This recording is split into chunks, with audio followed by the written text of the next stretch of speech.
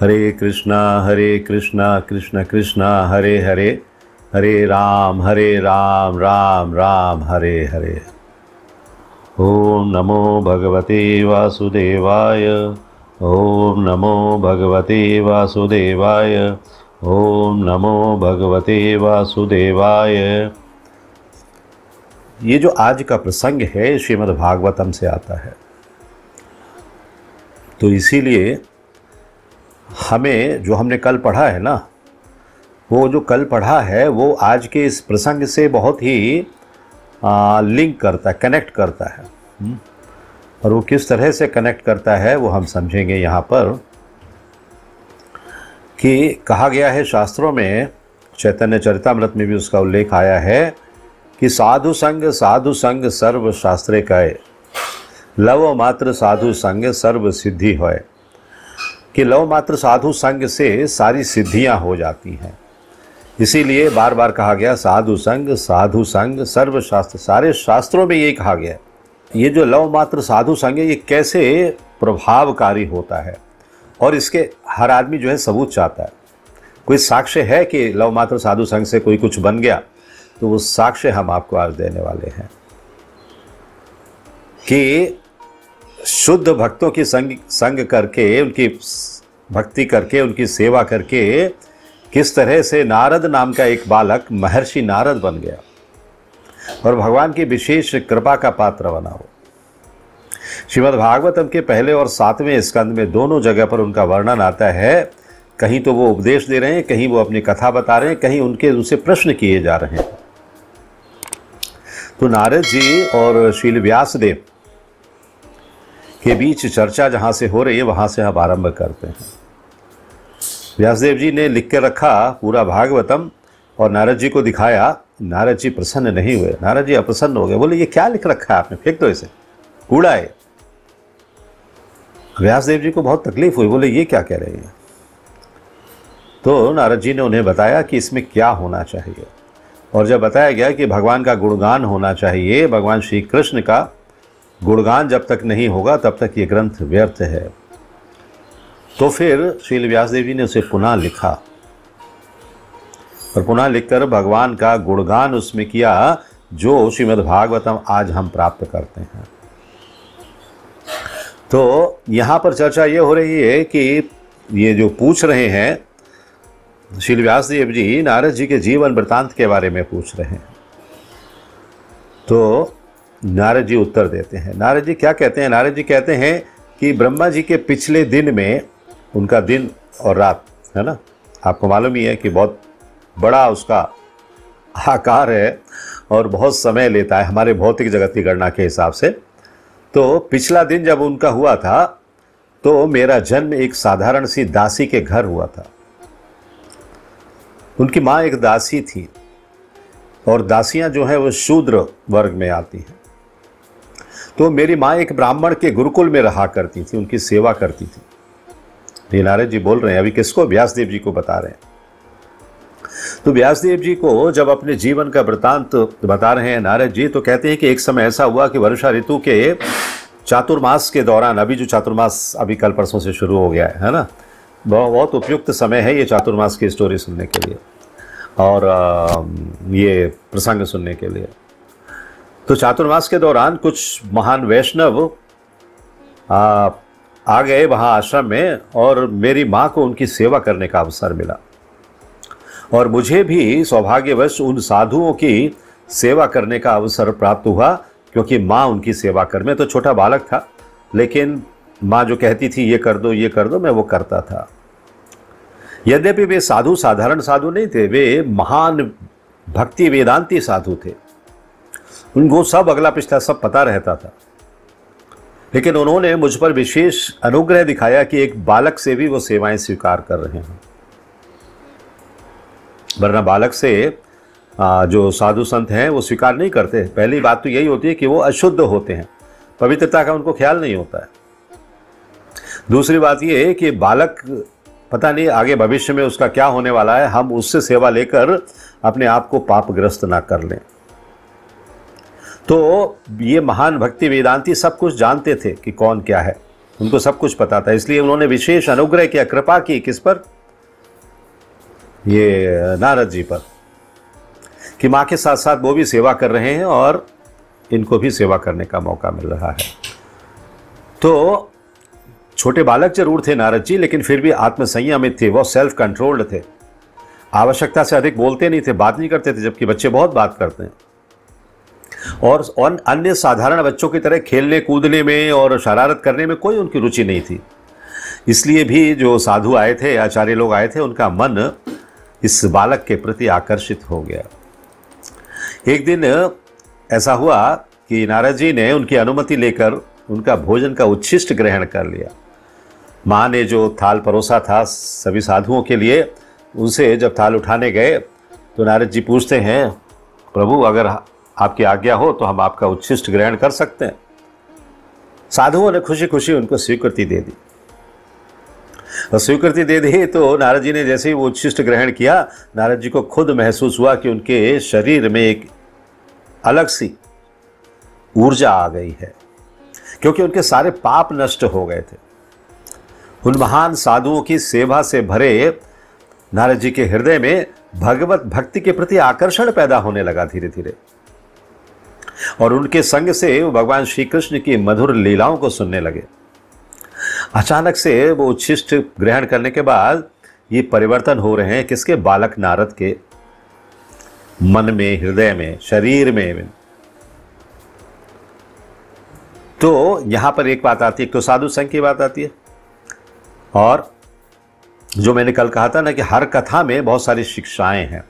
वो जैसे बच्चे को इंजेक्शन लगाते हैं, कल मैंने वो भी बताया था, बच्चे को इंजेक्शन लगाते हैं, इस तरह से कथाएं हमें ज्ञान देकर जाती है।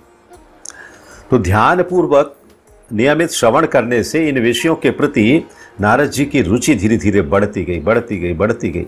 दूसरा पॉइंट क्या है यहाँ पर? श्रवणम। सुन रहे हैं, कुछ पता नहीं है, शिक्षा का ज्ञान नहीं है, वेदारंभ वगैरह कुछ हुआ नहीं है, शूद्र के पुत्र हैं, दासी के पुत्र हैं, कुछ नहीं हुआ है उनका, लेकिन आचार्यों से, साधुओं से संगति के कारण जो ज्ञान मिल रहा है, वो ज्ञान उनको भगवान के प्रति रुचि बढ़ा रहा है, रुचि जागृत कर रहा है। और जब इन विषयों के प्रति उनकी रुचि बहुत गहरी हो गई है, तो वो निरंतर श्री भगवान के विषय में सुनने के लिए आतुर रहने लगे हैं, निरंतर आतुर रहते हैं, सोचते हैं अब कौन सुनाएगा, अब कौन सुनाएगा, अभी इन्होंने तो सुना के समाप्त कर दिया, विश्राम कर रहे हैं, अब मैं किससे सुनूं, इतने आतुर हैं। तो फलस्वरूप उनके हृदय में रजोगुण और तमोगुण के प्रभाव भी नष्ट हो गए। ये है भक्ति का श्रवण करने का प्रभाव। रजोगुण और तमोगुण के प्रभाव भी नष्ट हो गए उनके हृदय से, और उनको अनुभव होने लगा कि अज्ञानता के कारण ही मैं अपने इस स्थूल और सूक्ष्म शरीर को आत्मा मान रहा था, जैसे हम लोग मानते हैं। ज्ञान मिल गया कि मैं अभी तक अज्ञान था कि मैं इस शरीर को ही आत्मा मान रहा था। क्यों? क्योंकि मैं अज्ञान में डूबा हुआ था, जबकि ये स्थूल और सूक्ष्म शरीर दोनों अलग अलग हैं। जो सूक्ष्म शरीर है उसमें मन, बुद्धि, अहंकार और आत्मा है, और जो स्थूल शरीर है उसमें ये पंच महाभूत का शरीर है जो सामने बैठा हुआ दिख रहा है। तो नारद जी मन ही मन कहते हैं कि मैं उन भक्तों का बहुत आदर करता हूं, उन आचार्यों का बहुत आदर करता हूं जो मुझे अपना ज्ञान प्रदान कर रहे हैं। तो नारद जी जो आचार्यों ने ज्ञान दिया उसके अनुसार पूरी भक्ति करते हुए उनके नियमों का पालन करने के लिए कटिबद्ध हो गए हैं। नियमों का पालन कर, बालक हैं अभी, देखो बार बार मैं याद दिला रहा हूं, बालक हैं, फिर भी कोई भी उनमें दोष नहीं नजर आ रहा है, उन आचार्यों को भी, साधुओं को भी। तो जब वहां से चतुर्मास बीत गया और साधु वहां से प्रस्थान करने लगे हैं, तो प्रस्थान करते समय उन भक्ति वेदांतियों ने, उन साधुओं ने, उन आचार्यों ने भगवान से संबंधित गोपनीय ज्ञान नारद जी को प्रदान किया, जैसे भगवान श्री कृष्ण भगवत गीता में अर्जुन को प्रदान करते हैं। कहते हैं मैंने लाखों वर्ष पूर्व विवस्वान को दिया था, आज तुम्हें फिर से वो गुह्य ज्ञान दे रहा हूं। तो जब वो ज्ञान उनको मिल गया तो नारद जी को क्या हुआ कि वो प्रत्येक वस्तु को भगवान की सेवा में नियुक्त करने की कला आ गई उनको। हर चीज़ भगवान की सेवा में लगानी है। हम लोग वही तो कहते हैं लेक्चर में ना, हर चीज़ भगवान की सेवा में लगाओ। अपना मन भी लगाओ, अपना पैसा भी लगाओ, अपनी बुद्धि भी लगाओ और भौतिक जगत की जितनी चीजें वो भी लगाओ। क्योंकि हमारा चरम लक्ष्य क्या होना चाहिए कि भगवान के धाम में भगवान का सानिध्य प्राप्त करना। ये तभी होगा जब सब कुछ हम पहले उन्हें अर्पित कर देंगे। तो कई बार ऐसा होता है कि कोई वस्तु अगर रोग का कारण होती है तो वही वस्तु किसी दूसरी तरीके से उपयोग किया जाए तो वो रोग का निदान भी हो जाती है।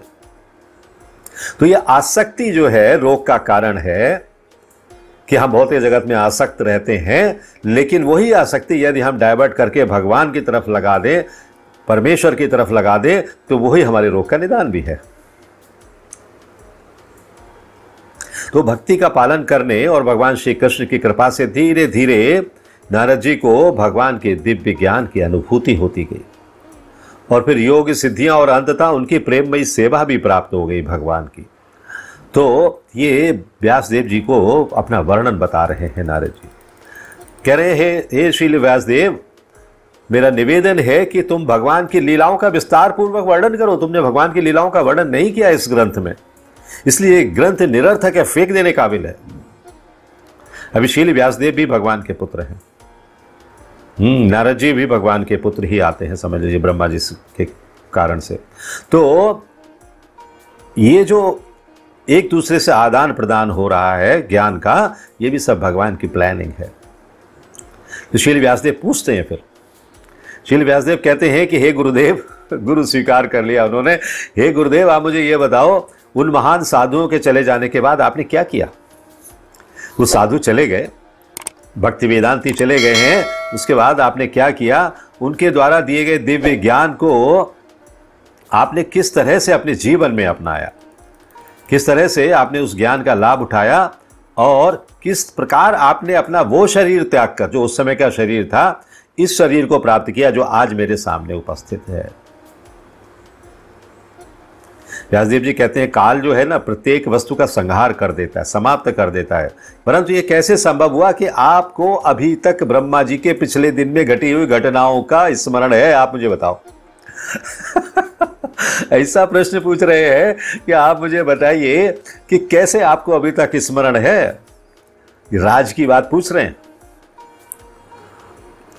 व्यासदेव जी ब्रह्मा जी, नारद जी से। तो नारद जी उत्तर देते हैं। नारद जी ने ये नहीं कहा कि मैं नहीं बताऊंगा, ये गुह्यतम ज्ञान है। नारद जी ने उत्तर दिया, पूरी कथा बताई है। तो नारद जी कहते हैं कि उस समय मैं केवल 5 वर्ष का था और अपनी मां की इकलौती संतान था। वो प्रसंग सुनिए कि नारद जी, ये बालक नारद किस तरह से महर्षि नारद बनने की ओर अग्रसर हो रहे हैं। मैं अपनी मां की इकलौता संतान था, कोई और दूसरा नहीं था। वो मुझसे बहुत प्रेम करती थी, हर संभव मेरी देखभाल करती थी, सब कुछ करती थी, परंतु चूंकि वो स्वयं दूसरों पर आश्रित थी, आश्रम में रहती थी, दूसरों पर आश्रित थी, तो मेरे लिए अधिक कुछ कर नहीं पाती थी। मान लीजिए उन्हें जो कुछ भी मिला प्रसाद खाने के लिए, उसमें से आधा उन्होंने शेयर कर लिया, आधा मैंने शेयर कर लिया। इस तरह से समय बीतता जा रहा था। एक दिन क्या हुआ, संध्या के समय गायों का दूध निकालने के लिए जाते समय उन्हें एक सांप ने डस लिया। मेरी मां को एक सांप ने डस लिया, तो तत्क्षण उनकी मृत्यु हो गई उसी समय। और उस समय नारद जी कितने आयु के हैं? 5 वर्ष के। मां दूध निकालने जा रही हैं गुरुकुल में, आश्रम में, और दूध निकालने से पहले ही उनका शरीर जो है छूट गया, सर्पदंश हो गया।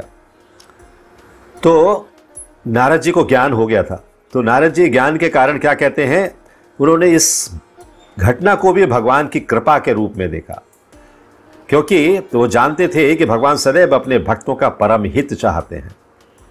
छोटा 5 वर्ष का बालक कितना ज्ञान दे रहा है कि जो भी घटना हुई है, मेरी माँ जो एकमात्र मेरा सहारा थी वो भी चली गई, लेकिन इसमें भी भगवान ने कुछ अच्छा किया है।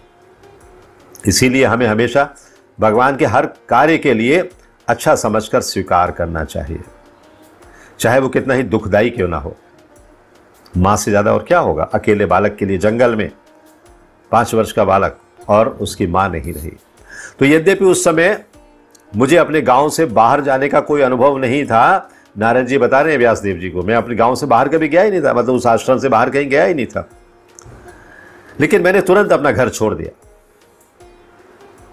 अभी ये भी बताओ कहां से ये इंट्यूशन आया उनको घर छोड़ दो? भगवान कराते हैं सब कुछ। घर छोड़ दिया और उत्तर दिशा की ओर निकल पड़े।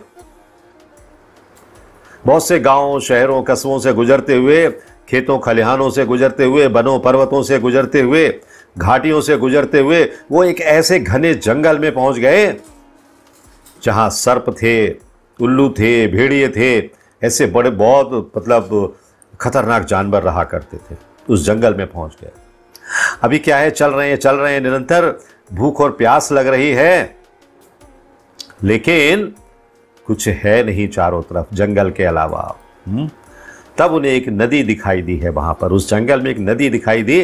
वो नदी के किनारे पहुंच गए और पहुंचकर जाकर उन्होंने कुछ जल पिया, स्नान किया और तरोताजा हो गए। जब आपको थकान ज़्यादा होती है तो आपको नहाने का मन करता है, स्नान कर लें। थकान आधी से ज़्यादा तो उसमें ही कम हो जाती है। और फिर पास में ही एक विशाल वट वृक्ष था, उसके नीचे बैठकर वो थोड़ा ध्यान करने लगे। ये सोचने लगे मेरे गुरुओं ने जो मुझे सिखाया है, हाँ लाओ जरा उसको रिवीजन कर लूँ। लाओ जरा कुछ जैसे आप लोग करते हो ना सार सेवा, ऐसी सार सेवा कर लूँ है ना। तो मेरे गुरुओं ने जो मुझे सिखाया है मेरे हृदय में स्थित है, मैं परमात्मा का ध्यान करना चाहता हूँ। तो परमेश्वर का ध्यान करने के लिए उस बरगद के पेड़ के नीचे, एक वट वृक्ष के नीचे बैठ गए हैं नारद जी। और जैसे ही उन्होंने अपना मन भगवान के श्री चरणों पर केंद्रित किया, वैसे ही उनके हृदय में दिव्य प्रेम उमड़ पड़ा। जैसे कि भगवान साक्षात उनके हृदय में प्रकट हो गए। उनकी आंखों से अविरल आंसू बहने लगे हैं। भगवान श्री कृष्ण उनके हृदय रूपी कमल में आकर आसीन हो गए हैं। ऐसा उनको अनुभव हो रहा है, खुद देख रहे हो। तो अपने प्रिय स्वामी को देखकर वो आनंद से भाव विभोर हो गए और उनका शरीर इतना रोमांचित हो गया कि उनको कुछ पता ही नहीं चला कि वो कहाँ हैं और क्या कर रहे हैं। आध्यात्मिक शक्ति और भावनाओं से इतना ओतप्रोत हो गया उनका शरीर कि उनको कुछ होश ही नहीं है। इतना ही नहीं, वो आनंद में इतने तल्लीन हो चुके हैं कि स्वयं अपने आप को भी और भगवान को देखने की अपनी दृष्टि को भी खो बैठे। भगवान थोड़ी देर के लिए दिखे, एक झलक जैसी दिखे और उसके बाद दिखने बंद हो गए। लेकिन इनका जो रोमांच है या जो एक्साइटमेंट है वो कम नहीं हुआ है, उसी में डूबे हुए हैं, आनंद में। तो आनंद में डूबे हुए हैं। भगवान का दर्शन जो होता है ना, क्षण भर का दर्शन भी, वो किसी भी भक्त को इतना आह्लादित करता है, इतनी संतुष्टि प्रदान करता है कि उसका वर्णन नहीं किया जा सकता। क्योंकि भगवान एक ऐसे स्पार्क की तरह से दर्शन दिए और निकल गए तुरंत। इसलिए दृष्टि से जब भगवान ओझल हो जाते हैं तो हमें अफसोस ज्यादा होता है। नारद जी उद्विग्न हो रहे हैं कि भगवान के दर्शन हुए और अभी होने बंद हो गए। कहते हैं कि मेरे मन को बहुत आघात पहुंच रहा है। अभी भगवान ने दर्शन दिए और अभी दर्शन नहीं हो रहे हैं। जिस वस्तु के लिए मैं इतने लंबे समय से प्रतीक्षारत था, लालायित था दर्शन करने के लिए, वो मुझे मिली, परंतु अगले ही क्षण खो गई। अब क्या होगा? ये प्रश्न है, बहुत बड़ा प्रश्न चिन्ह है नारद जी के सामने। भगवान आए, दर्शन दिए और चले गए, अब मैं क्या करूं? बेचैन हो गए, मुझे भगवान आपके दर्शन दोबारा करने, मुझे दर्शन चाहिए आपको। तो कहते हैं श्री व्यासदेव जी से कि मैंने फिर से ध्यान लगाया, लेकिन भगवान की झलक प्राप्त करने का भरसक प्रयास करने के बावजूद भी उनकी झलक हमें नहीं मिली, मुझे नहीं मिली। मैं बहुत दुखी हुआ, गहन निराशा के गर्त में डूब गया। मुझे बहुत निराशा होने लगी कि ये क्या हो रहा है। भगवान आए भी और चले भी गए।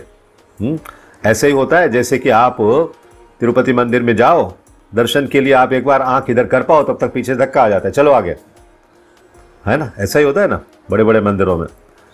तो उस एकांत स्थान में जहां ये बरगद के पेड़ के नीचे भगवान के तप कर रहे हैं, ध्यान कर रहे हैं, तो भगवान उनके तप से प्रसन्न होकर अदृश्य होते हुए भी उनके दुख को दूर करने के लिए उपस्थित हो गए और गंभीर स्वर में बोलने लगे। दृष्टि में नहीं आ रहे हैं, दिखाई नहीं दे रहे हैं, लेकिन आवाज आ रही है कि सिर्फ आकाशवाणी हो रही है और कोई चित्र या कोई दृश्य दिखाई नहीं दे रहा है नारद जी को। श्री भगवान क्या कहते हैं? श्री भगवान उवाचा क्या कहते हैं कि हे नारद, मुझे ये कहते हुए बहुत दुख हो रहा है, मुझे बहुत कष्ट हो रहा है कि इस जीवन में तुम मेरे पुनः दर्शन नहीं कर पाओगे। भगवान ने फाइनल वर्डिक्ट दे दिया, इस जीवन में तुम मेरा पुनः दर्शन नहीं कर सकते हो, क्योंकि जो व्यक्ति पूरी तरह भौतिक कल्मशों से मुक्त नहीं होता उसका मेरे पास आना अत्यंत दुष्कर है। यह अगला टीचिंग पॉइंट है। यहां पर टीचिंग पॉइंट क्या है कि अगर भौतिक कल्मश इतना सा भी बाकी है ना, नारद जी में इतना सा कहीं रह गया होगा, भगवान ने देखा। तो कहते हैं भौतिक कल्मश अगर आपके अंदर बाकी है किसी व्यक्ति के अंदर, तो मेरे पास आना उसका असंभव है, आ ही नहीं सकता। लेकिन तुम्हारे ऊपर विशेष अनुग्रह मैंने किया है, इसलिए मैंने तुम्हें अपनी छोटी सी झलक दिखाई थी। विशेष अनुग्रह किया इसलिए मैंने तुम्हें छोटी सी झलक दिखाई थी, जिससे मुझे प्राप्त करने की तुम्हारी उत्कंठा और अधिक बढ़ जाए। तुम मेरे प्रति ज्यादा चिंतन करो, मेरे लिए परेशान रहो, मेरे लिए उद्विग्न रहो कि भगवान को प्राप्त करना है।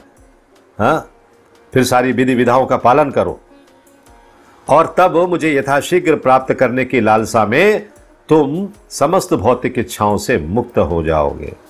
भगवान को पता था कि इसके अंदर कुछ भौतिक इच्छा है अभी, तो भौतिक इच्छाओं से मुक्त करना चाहते हैं नारद जी को। तो कह रहे हैं कि इसलिए मैंने सिर्फ जरा सी झलक दिखाई और मैं फिर से अंतर्धान हो गया। मेरी कृपा से तुम्हारी भक्ति में कोई बाधा नहीं आएगी। भगवान नारद जी को यह संदेश दे रहे हैं, मेरी कृपा तुम्हारे ऊपर है, तुम्हारी भक्ति होती रहेगी, भक्ति में कोई बाधा नहीं आएगी, और सृष्टि और प्रलय के बाद भी तुम्हारी स्मरण शक्ति यथावृत बनी रहेगी। श्री व्यासदेव जी ने पूछा था ना कि ब्रह्मा जी का दिन निकल गया, रात निकल गई, फिर से सृष्टि बन गई, आपको ये स्मृति कहां से है अभी तक? भगवान ने वरदान दे दिया था कि सृष्टि हो और प्रलय हो, उसके बाद भी तुम्हारी स्मरण शक्ति बनी रहेगी, तुम्हें सब कुछ याद रहेगा। इस प्रकार इस भौतिक घृणित संसार को भगवान कह रहे हैं, श्रीमद् भागवतम में सारे श्लोक हैं ये, भगवान कह रहे हैं कि इस भौतिक घृणित संसार को त्यागने के पश्चात तुम आध्यात्मिक जगत में मेरा सानिध्य प्राप्त करोगे। भगवान ने वारंटी कार्ड लिख कर दे दिया, जाओ तथास्तु, ऐसा ही होगा कि तुम आध्यात्मिक जगत में मेरा सानिध्य प्राप्त करोगे, और तब करोगे जब तुम्हारा ये जो घृणित भौतिक जगत को, भौतिक संसार को त्याग दोगे। तो नारद मुनि अभी भी श्री व्यासदेव जी को ये कथा सुना रहे हैं निरंतर। श्री नारद मुनि कहते हैं, महर्षि नारद मुनि कहते हैं कि भगवान शांत हो गए ये कहने के बाद, और वहां से प्रस्थान कर गए, मतलब उध्वनि आनी बंद हो गई। लेकिन भगवान के प्रति अगाध श्रद्धा और अपनी कृतज्ञता, इंडेविटेडनेस प्रकट कर रहे हैं नारद जी, उन्हें प्रणाम कर रहे हैं, दंडवत प्रणाम कर रहे हैं, जबकि वो दिख नहीं रहे कहीं भी। और फिर वो पूरी तरह संतुष्ट हो गए, क्योंकि भगवान ने उनकी हर चिंता का समाधान दे दिया। मैं दर्शन क्यों नहीं दे रहा हूं? इसलिए नहीं दे रहा हूं। मैंने पहले दर्शन क्यों दिया? इसलिए दिया। अब जब तक कि तुम पूरी तरह से भौतिक जगत की कलमश से मुक्त नहीं हो जाओगे, तब तक तुम मेरे धाम में नहीं आ सकते हो, ये भी बता दिया। तो अब पूरी तरह से संतुष्ट हो गए, और फिर द्वेष रहित होकर संपूर्ण पृथ्वी का भ्रमण करने लगे। कौन? नारद जी। समस्त सामाजिक रीतियों की उपेक्षा करते हुए वो भगवान के पवित्र नामों और उनके महिमाओं का निरंतर गान करने लगे। मतलब कहाँ जाना है, कहाँ नहीं जाना है, सभी जगह जाने लगे, हर जगह विचरण कर रहे, जो स्थान है भी विचरण करने का और नहीं भी है, सभी जगह। इस तरह समय बीतता गया, और कुछ समय पश्चात भगवान का स्मरण करते हुए एक दिन वो जो देह उन्होंने प्राप्त की थी उसको छोड़ बैठे, और जैसे ही उन्होंने वो देह छोड़ा, तत्क्षण उन्हें एक ऐसा दिव्य देह प्राप्त हुआ जो भगवान के पार्षदों के लिए उपयुक्त होता है। भगवान के पार्षद जिस देह में रहते हैं, एकदम चमकता हुआ गोल्डन वो देह उनको प्राप्त हुआ। तो पुराने शरीर की मृत्यु हो गई और नए शरीर की प्राप्ति हो गई, एक साथ उसी प्रकार से हुई नारद जी खुद बता रहे हैं इस श्लोका में कि एक साथ इस प्रकार से हुई जैसे बिजली, आकाश में बिजली की गड़गड़ाहट भी होती है और बिजली चमकती भी है, दोनों चीज़ एक साथ होती है ना। ऐसा नहीं है कि बिजली चमकी और उसके 10 मिनट के बाद गड़गड़ाहट हुई, नहीं, simultaneously eight a single moment दोनों चीजें होती हैं। लेकिन आवाज हमें देर में सुनाई पड़ती है, प्रकाश हमें जल्दी दिखता है। यह हमारी इंद्रियों की क्षमता के कारण है। जो ध्वनि है वो ट्रैवल जरा देरी से करती है और हमारे कान तक आती है, लेकिन जो प्रकाश है वो हमें तुरंत दिखता है। तो पुराने शरीर की मृत्यु और नए शरीर को धारण करना नारद जी का ऐसे ही हुआ जैसे कि आसमान में बिजली चमकती है और बादलों की गड़गड़ाहट होती है। तो ब्रह्मा जी के दिन की समाप्ति पर जब भगवान नारायण प्रलय के जल में लेटे हुए थे, उस समय नारद जी कहते हैं, मैं ब्रह्मा जी तथा भौतिक तत्वों के साथ ही भगवान की श्वास से उनके शरीर के अंदर प्रविष्ट कर गया, क्योंकि ब्रह्मा जी भी चले जाते हैं, सब कुछ चला जाता है। तो ब्रह्मा जी के साथ साथ मैं भी, भगवान ने जो श्वास ली थी, प्रलय आया था, मैं भी भगवान के शरीर में प्रविष्ट कर गया। और वहां ब्रह्मा जी ने गर्भोदकशाही विष्णु के रात्रि समाप्त होने तक विश्राम किया। और जो 4 युगों के 1000 चक्र जितनी अवधि का होता है, चारों युगों का 1000 चक्र, 1000 टाइम्स वो चारों युगों आए, हाँ, उतना ब्रह्मा जी की एक रात की अवधि होती है। उसके बाद क्या हुआ कि उसके बाद में ब्रह्मा जी के पुत्र के रूप में अन्य ऋषि महर्षियों के साथ प्रकट हुआ। सब कुछ याद है, मूवी की तरह से सुना रहे। परंतु नारद जी कहते हैं कि मेरा प्राकट्य कैसा हुआ है, मेरा प्राकट्य उन सब से अलग, पूरी तरह दिव्य है। जो ऋषि मुनि और प्रकट हुए हैं उनसे दिव्य है, क्योंकि भगवान विष्णु के अतिशय कृपा के कारण मैं उस समय से समस्त भौतिक एवं आध्यात्मिक जगतों में निर्बाध भ्रमण करने लगा हूं। भगवान की शक्ति उनको मिल गई। जहां मन चाहे वहां जा सकते हैं, जहां मन चाहे उड़ सकते हैं, जहां मन चाहे पहुंच सकते हैं, हर व्यक्ति के मन की बात जान सकते हैं। तो इस तरह से नारद जी भ्रमण कर रहे हैं, और भ्रमण करते समय वो भगवान श्री कृष्ण द्वारा दी गई इस वीणा पर, वीणा जो उनके हाथ में है ना, वीणा कहाँ से आई, भगवान श्री कृष्ण दी है उनको कि वीणा बजाते रहो और गाते रहो, नारायण नारायण नारायण नारायण गाते रहो। हाँ नारायण प्रभु, आपका नाम नहीं ले रहा हूं मैं अभी, भगवान नारायण का नाम ले रहा हूं। तो वो वीणा दी भगवान श्री कृष्ण ने कि इस पर तुम मेरी महिमाओं का गुणगान करो। तो जैसे ही मैं भगवान की महिमाओं का गायन आरंभ करता हूं, नारद जी कह रहे हैं श्री व्यासदेव जी को, जैसे ही मैं भगवान श्री कृष्ण की महिमाओं का गायन आरंभ करता हूं, वे तत्क्षण उसी क्षण मेरे हृदय के आसन पर आकर विराजमान हो जाते हैं, मानो उनका आवाहन किया गया हो। अगली शिक्षा यहां पर कि जैसे आप कीर्तन आरंभ करते हो, समझ लो कि भगवान आपके हृदय में आकर साक्षात उपस्थित हो जाते हैं और सुनते हैं, आनंद लेते हैं। अगर आप कीर्तन ऐसे करोगे, हरे कृष्ण कृष्ण कृष्ण हरे हरे, हरे राम राम राम हरे हरे, तो भगवान प्रसन्न होंगे क्या? भगवान ऐसे प्रसन्न नहीं होते हैं। भगवान प्रसन्न होते हैं पूरे शक्ति के साथ, पूरी एनर्जी के साथ आप उनका कीर्तन करो, सब कुछ समर्पित करते हुए, उल्लास के साथ, जोश के साथ, तो भगवान प्रसन्न होते हैं। तो उनका आवाहन होता है। ये एक रोगी की तरह से, जबकि आप रोगी हो नहीं, आप भव रोगी हो, शरीर के रोगी नहीं हो, तो भव रोगी होने के कारण आप में और उल्लास आना चाहिए कि भगवान ने हमें एक मार्ग दे दिया है, चैतन्य महाप्रभु ने हमें एक मार्ग दिया है। तो महिमाओं का गान करना, भगवान का गुणगान करना उसी तरह से है जैसे कि आज हम हरे कृष्ण महामंत्र कर रहे हैं, वो भी भगवान का गुणगान है, तो करते रहना चाहिए। तो कहते हैं कि हे व्यासदेव, अब मैं तुम्हें अपना प्रत्यक्ष अनुभव बताता हूं। कहते हैं कि इस संसार की पीड़ित जीवात्माओं को अज्ञानता के सागर में डूबे हुए देखकर, दुखालयम शाश्वतम में डूबा हुआ देखकर, उन्हें पार ले जाने का एक ही मार्ग है। और वो मार्ग क्या है कि भगवान के पवित्र नाम और लीलाओं का निरंतर कीर्तन करते रहें और उस कीर्तन रूपी नौका में सवार होकर प्रस्थान कर जाएं इस जगत से। कीर्तन रूपी नौका है, इसमें ही प्रस्थान करना है कीर्तन करते हुए। इसीलिए जब कोई व्यक्ति अंतिम समय में होता है, इस्कॉन के भक्त कीर्तन करने के लिए आते हैं, मृदंग बजाते हैं, करताल बजाते हैं। दूसरे लोग जो भौतिक जगत में कहते हैं अरे ये कीर्तन करने का समय नहीं, गाने बजाने का, वो कहते हैं कीर्तन नहीं बोलते, गाने बजाने का समय नहीं, ये शोक का समय है। अरे शोक का समय नहीं है, ये प्रसन्नता का समय। उनके कानों में कुछ पढ़ना चाहिए भगवान का नाम, जिससे कि वो भी भगवान की नौका में सवार हो जाए, इस कीर्तन रूपी नौका में, और भगवत धाम चले जाए। तो योग पद्धति द्वारा इंद्रियों को संयमित करने से व्यक्ति को कुछ समय के लिए अवश्य भौतिक कष्टों से राहत मिलती है, लेकिन भगवान की प्रेममयी सेवा या ये कीर्तन ऐसी चीज है जो कि हमेशा के लिए आत्मसंतुष्टि प्रदान कर देती है। थोड़े समय के लिए नहीं, फॉर एवर लाइफ। ये वर्थ और नेक्स्ट वर्थ और नेक्स्ट वर्थ और नेक्स्ट वर्थ, सभी में, सारे जीवन में जितने भी जीवन आप लेने के लिए तैयार हो या भगवान ने आपके लिए विधान कर रखा है, वो सारे जीवनों में आपको कष्टों से मुक्ति मिल जाती है। ये कहकर नारद मुनि ने अपनी वीणा बजाते हुए आकाश मार्ग से वहां से प्रस्थान कर दिया। अभी व्यास देव जी बैठे हुए हैं। थोड़ी देर तक तो उनका ध्यान ही भंग नहीं हुआ कि ये मैं क्या देख रहा था या क्या सुन रहा था, ये क्या चल रहा था।